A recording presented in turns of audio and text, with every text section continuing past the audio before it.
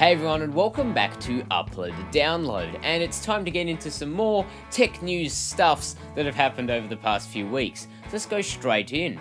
First up, some Microsoft news. The release date for Windows 8 Mobile has now been announced for the 29th of October. Now, something that Microsoft did that's a bit interesting about this announcement was that they didn't reveal all of the new features in Windows Phone 8 straight away. They've said, guess what guys, there's more coming when we reveal it on the 29th. Maybe there'll be some jazzy stuff that we didn't expect. In terms of Windows for tablet, laptop and desktop, the release date is 25th of October, so that's going to be the $40 upgrade that I mentioned in a previous episode. But yeah, so it's going to be the upgrade that we've all been kind of questioning about Metro and etc. And hopefully on this date we'll also hear more about product information on Surface. So it's Surface tablets, maybe we'll find out the pricing and maybe even some more specs on them, because at the moment Microsoft's kept that a bit quiet. A few Microsoft advertisements for Windows 8 were leaked onto the internet early the other week. Now, they've all been taken down. Microsoft's been doing a very good job of getting them offline very quickly, but they show Microsoft attempting to teach their potential consumer base how to use the new Metro interface.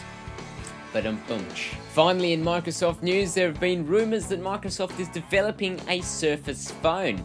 Now, unlike most Windows phones at the moment that are made by other brands and have their own branding on them, the Surface phone will probably be a lot like the Surface tablet, how they're actually Windows branded and they don't actually have any other stuff on them like, you know, Nokia or Shazam. Yeah, that's totally a brand. But, you know, so it'll be a fully Windows kind of branded device. And no more specs on that, that's just kind of, apparently that's what's happening. So that'll be interesting. And now for some Android news. Now, according to sources, LG and Google will be getting together next month in November to announce the new Android 4.2.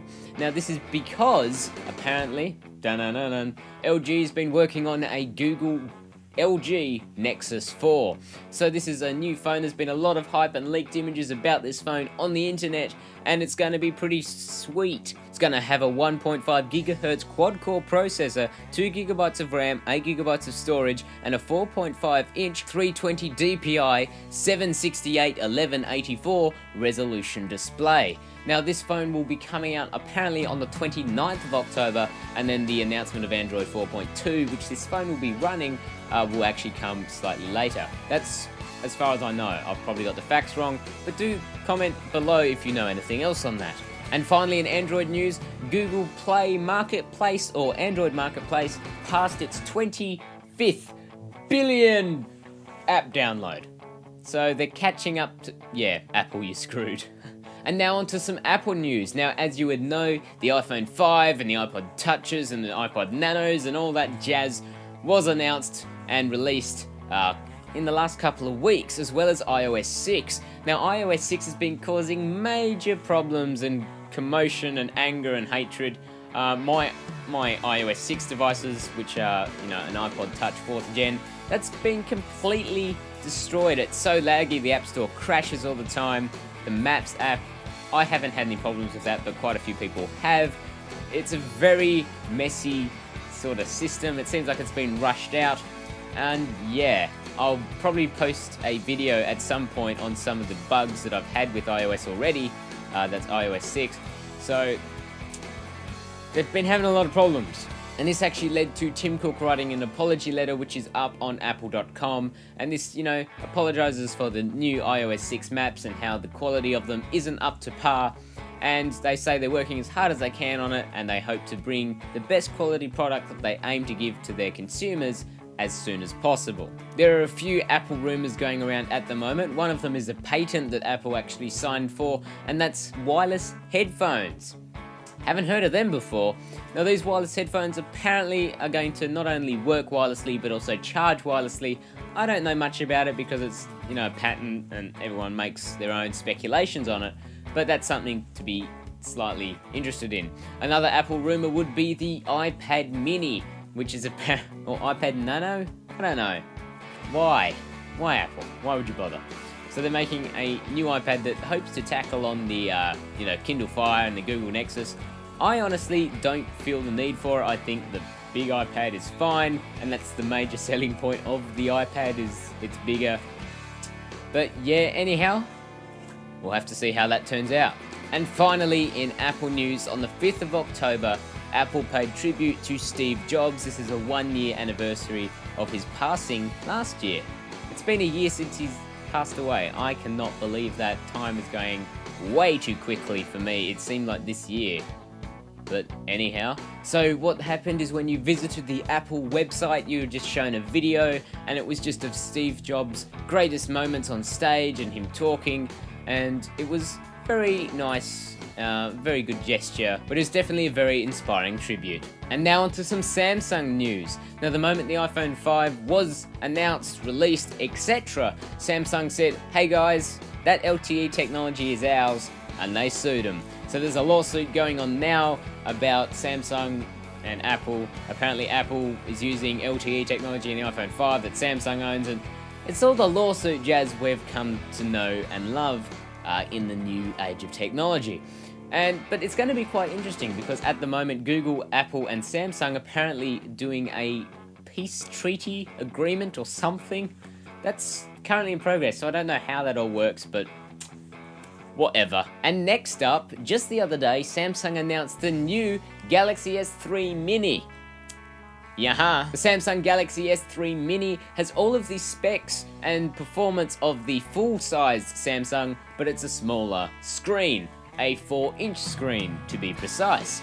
Now, it seems kind of like a pun that they've said Samsung Galaxy S3 Mini. Yeah, 4 inches. What other phone on the market has that screen size?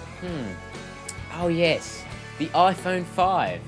The iPhone 5 that has the largest screen size on an iPhone to date. Oh dear. This miniature Samsung will have a 480p resolution display compared to the 720p resolution display on the full-size Samsung Galaxy S3. Now, the reason for the smaller downsize is because they really want to be able to get to a larger audience. I mean, not everyone wants a massive screen on their smartphone, they just want a phone, and so this aims to give them exactly what they want. And finally, in Samsung news is something that's been getting a lot of hype in the smartphone community, and that's Samsung's new Galaxy S3 advertisement. Now, it shows a bunch of iPhone users standing outside a Apple store waiting to buy the new iPhone 5, and it really stereotypes them as being dumb and idiots and quite exactly what the Samsung fanboys want to hear. Oh dear, everybody is so into this stuff. I don't know how. It's just so patriotic. It's hilarious. One thing that's always annoyed me about these sorts of ads is, especially with Apple's ads, the Mac versus PC, how this stereotyping of people who use the products. Just because you use an Apple product doesn't make you an idiot. Just because you use a PC doesn't make you a calculator, smart, geeky person, or whatever it is. It's just... it seems counterproductive for Samsung to be bagging out its potential customer base. If you want to be reeling in these people from iPhones to your Galaxy S3, you don't want to be sitting there saying, hey, you guys are idiots, look at you morons standing in line. I mean, all the fanboys that, you know, like Samsungs will be sitting there going, yay, this is hilarious and freaking brilliant. But they're already your customers. One prime example of an advertisement that is doing the right thing when using competitors in their video would be Nokia's new advertisement. Now, they include the iPhone 5 in their advertisement, and it's all grey and, you know, black and white, and then they include the colour of the Nokia phones. Now, this is a really good way of advertising because it shows the difference between the products and it doesn't bag out the users. I mean, in the end, the way I see it, if your product is good enough, you don't need to bag out a competitor in your advertisements. Apple, Samsung, play nice guys, come on. And now onto some Linux news. Now, things are going to get pretty steamy in the Linux community over the next few days because Valve has announced that Steam for Linux is within a few weeks. It's going to be out. It's going to be into the wild. It's going to be awesome. And with this announcement, Canonical has announced that it will be working to increase Ubuntu's performance gaming-wise. So this means fixing up any kernel issues, as well as, you know, the problems with NVIDIA graphic drivers on Ubuntu. I've had a few problems with them on this machine. And so it's going to be really nice. They're going to make Ubuntu as smooth as possible with gaming stuff. So this is going to be pretty cool. you know, Steam will just drag Linux straight into it. It's going to be really nice to see. Ubuntu 12.10 Quantal Quetzal is in final beta to be released on the 18th of October. That's actually available for pre-order on the Ubuntu website if you want the special little discs that they do up, or you can of course download it for free when it's released. Now the new Ubuntu 12.10 is going to have new shopping lens features and stuff with built into Unity, and one blogger actually said that apparently Ubuntu might have a few issues legally over the lens shopping feature built into Unity. But again, only time will tell, so I'll tell you if anything on that evolves. And finally in Linux news, some clever Linux enthusiasts have figured out a way to potentially get a 1-second boot time. Now this is by optimizing and, you know, reordering the bootloader and kernels. That would be a really nice boot time to have. I know that if I'm ever in a hurry to boot this thing up, no, it's not going to happen. I'm not going to be able to boot it up that quickly. The joys of having a clogged up Windows installation, and I really cannot be bothered doing a clean install and reinstalling everything. Yep, but that's why I have Ubuntu dual booted on this thing so that I can boot up quickly if I need to. And now to some other news. Now there's a camera called the Dark Matter camera, which is kicking. It's awesome.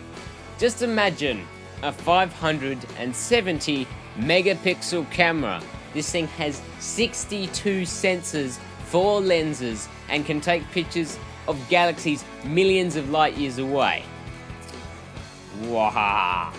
RIM have announced a new BlackBerry 10 smartphone for release in 2013. They used to be a major dominant smartphone producer a while ago, and now they've just seemed to disappear off the radar.